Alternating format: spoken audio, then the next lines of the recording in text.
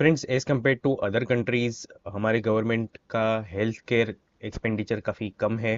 That is visible. आप देख सकते हो कि गवर्नमेंट हॉस्पिटल का इंफ्रास्ट्रक्चर कैसा होता है, वहाँ पे ट्रीटमेंट कैसी मिलती है। तो in such a scenario we don't want our loved ones to get treated in a government hospital. We would like them to be treated in a private hospital with all better facilities.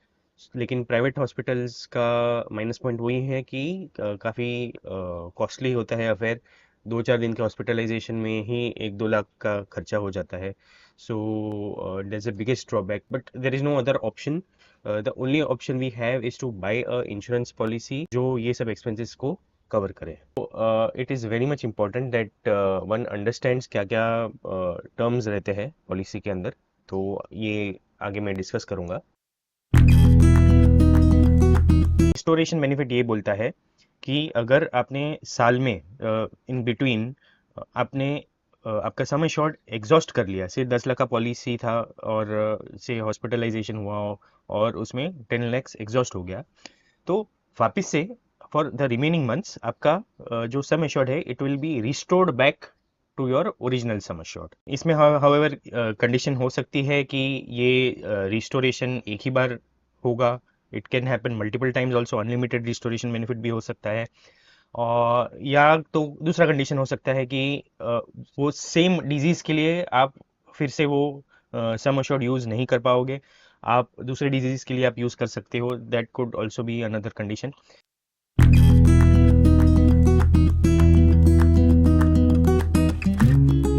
फिर आता है no claim bonus का clause. No claim bonus is basically a benefit. जब भी आप पूरे साल में एक बार भी क्लेम नहीं करते हो, तो नेक्स्ट ईयर जब भी आप रिन्यू कराते हो आपका पॉलिसी, तो आपको एडिशनल सम अश्योर्ड मिलता है। So that additional sum assured is based on certain percentage. 10% से लेके 50% तक हो सकता है, उससे ज़्यादा भी हो सकता है।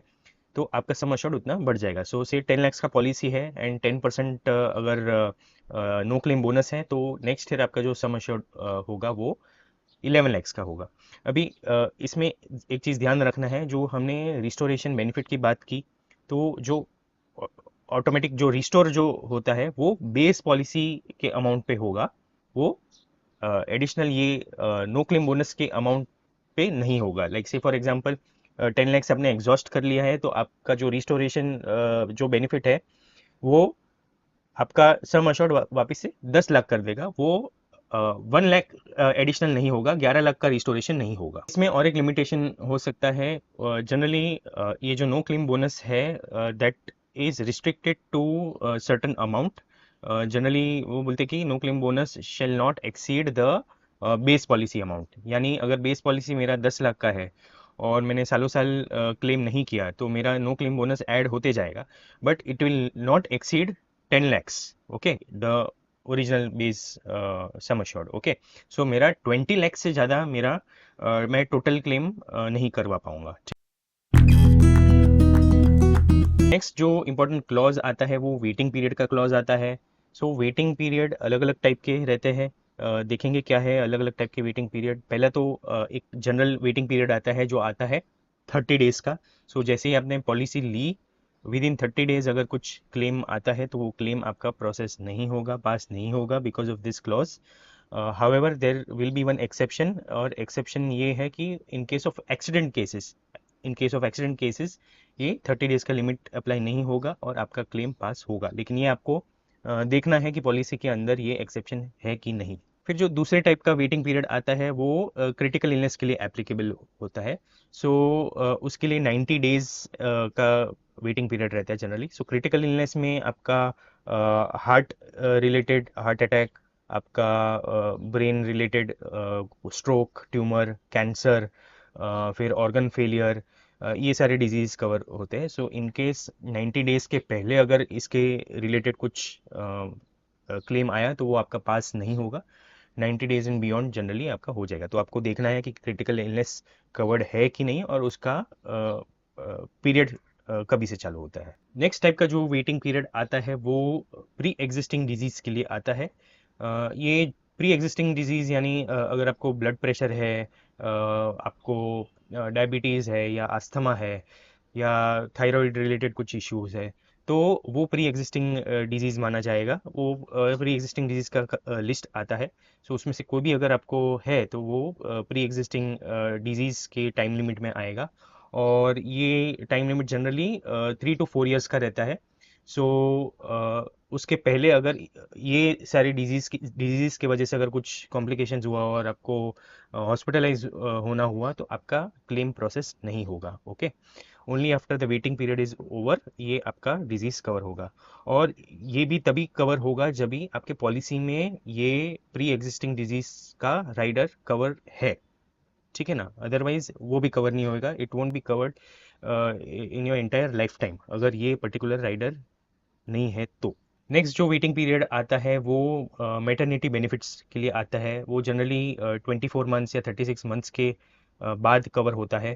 तो ये अगर आप बेनिफिट लेते हो, जनरली मैटरनिटी बेनिफिट पॉलिसी में नहीं रहता है, you have to take it as a rider. कोई कोई पॉलिसी में इनबिल्ट भी होता है, तो वो हिसाब से प्रीमियम आपका बढ़ जाएगा। फिर जो वेटिंग पीरियड आता है वो स्लो ग्रोइंग डिजीज के लिए आता है। ये ऐसे टाइप की डिजीज है जो शायद हमें मालूम भी नहीं है कि अंदर ग्रो हो रहे हैं। सो इसका भी अराउंड 2 to 3 years का वेटिंग पीरियड होता है। हम देखते हैं कौन कौन से डिजीजेज है। जैसे कि आप यहाँ पे देख सकते हैं, ये सारे डिजीजेज है जिसका 2 years का जनरली पीरियड रहता है। All types of cirrhosis, gastro oesophageal reflux disorder, then skin tumours, cataract and other disorders of the lens and retina. ठीक है, ये टाइप के इलनेसेस कवर कवर होंगे, लेकिन 2 साल के बाद होंगे। ठीक है। फिर सर्जिकल प्रोसीजर्स, ये अलग अलग टाइप की सर्जिकल प्रोसीजर्स, हर्निया है, फिशरेक्टमी है, ग्लाकोमा है, रेटिनल डिटैचमेंट है। ये सारी सर्जिकल प्रोसीजर्स है जो 2 साल के बाद कवर होगी।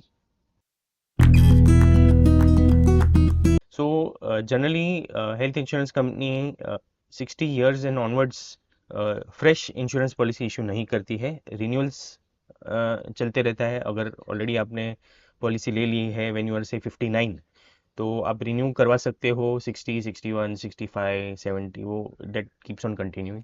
बट फ्रेश इंश्योरेंस पॉलिसी आपको इशू नहीं होगा।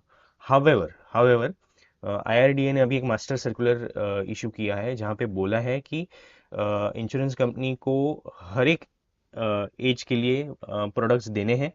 सो मेरे ख्याल से ये चेंज होगा एज क्राइटेरिया।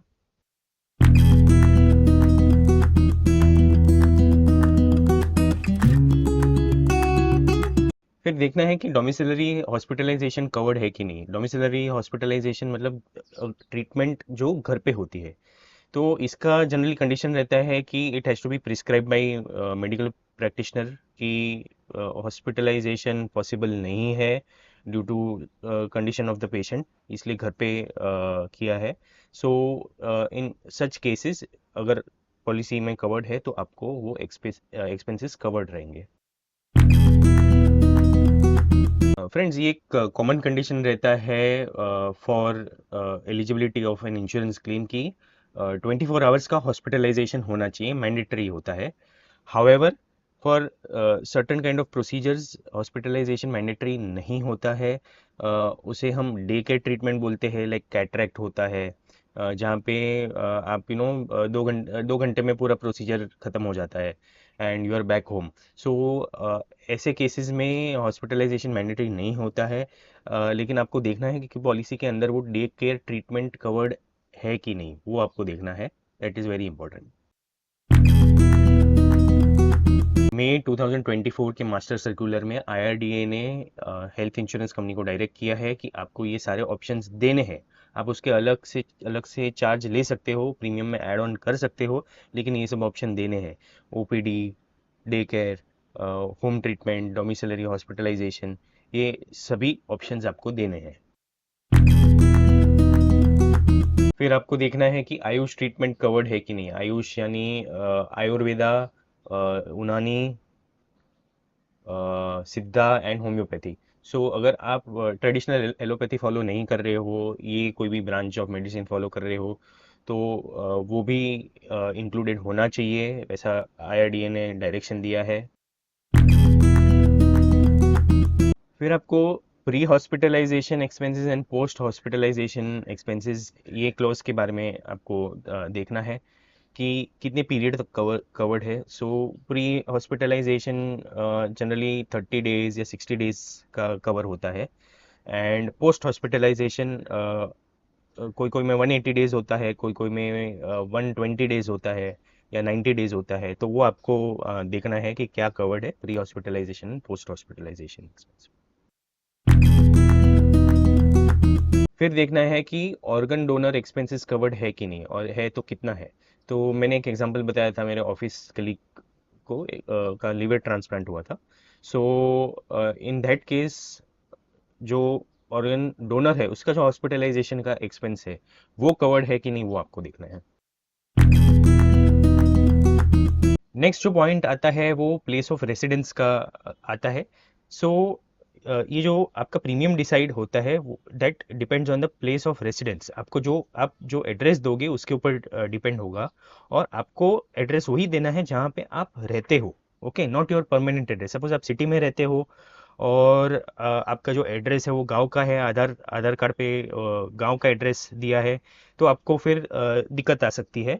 क्योंकि ये जो इंश्योरेंस प्रीमियम जो कैलकुलेट होता है that is dependent on the place of residence. तो रूरल एरियाज एरिया का अगर एड्रेस दिया है तो प्रीमियम कम होगा, और सिटी का एड्रेस दिया है तो वो प्रीमियम ज़्यादा होगा। लेकिन सपोज आपने रूरल एड्रेस दिया है और क्लेम आपने सिटी में किया है, तो देन इट में बिकम अ प्रॉब्लम। तो थोड़ा शायद आपको क्लेम पास करने में दिक्कत आ सकती है। सो आप वही एड्रेस लिखिए जो जहाँ पे आप रिसाइड करते हो। फिर आता है एक्सक्लूजन्स। ये काफ़ी इम्पोर्टेंट पार्ट है पॉलिसी का। आपको देखना है कि क्या क्या डिजीजेस या ट्रीटमेंट्स एक्सक्लूडेड है आपके पॉलिसी में। तो एक सैंपल हम देख लेंगे यहाँ पे। जैसे कि यहाँ पे आप देख सकते हो ओबीसिटी वेट कंट्रोल, उसके रिलेटेड आपका एक्सपेंसेस कवर्ड नहीं है। Surgical treatment of obesity that does not fulfil the below conditions. ठीक है।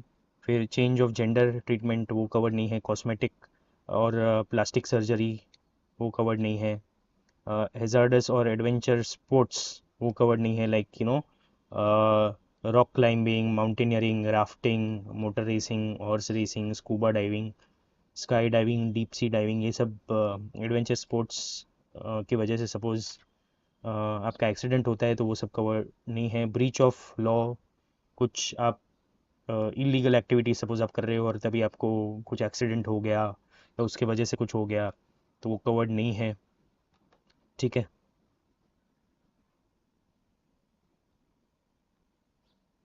फिर अनप्रूवन ट्रीटमेंट्स वो कवर्ड नहीं है।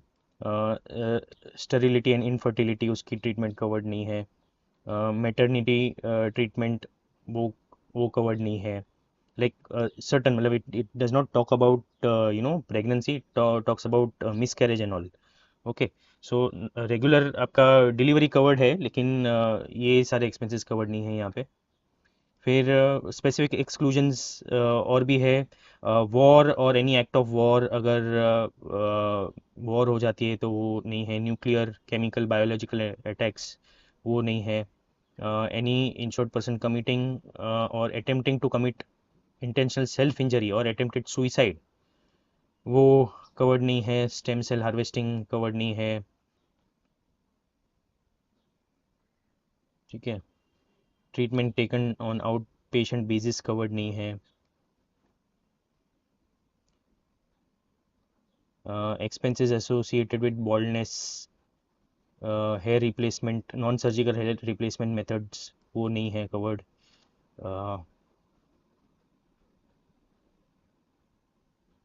हाँ, ये एक इम्पोर्टेंट क्लॉज है यहाँ पे। जनरली इसके ऊपर ही ज़्यादा आर्गुमेंट और ज़्यादा बहस होती है, और केसेस होते हैं। आपका केस डिक्लाइन हो जाता है। एनी ट्रीटमेंट और part that is not of a reasonable charge and not medically necessary.